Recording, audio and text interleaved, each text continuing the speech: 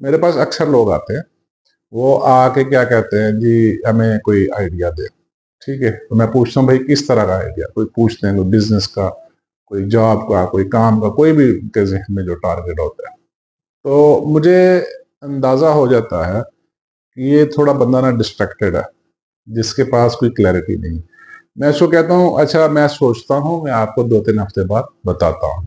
ठीक है? अच्छा 2-3 हफ्ते बाद वो दोबारा राब्ता नहीं करते। उसकी वजह ये है कि they are looking for something quickly, मतलब वो कुछ जल्दी में कुछ चाह रहे हैं, उनको जल्दी में कुछ मिल जाए। ठीक है?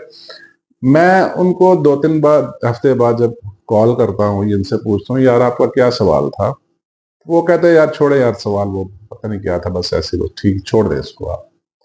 तो वो एक सवाल के साथ, एक ख्वाहिश के साथ, एक उम्मीद के साथ ज़्यादा देर टिकते नहीं। क्योंकि उन्होंने वक़्ती तौर पे किसी को देखा होता है, वक़्ती तौर पे किसी की 25 साला, 30 साला, 20 साला मेहनत का उन्होंने नतीजा देखा होता है, और वो चाहते हैं हम भी ऐसे ही दिनों में हो जाएँ।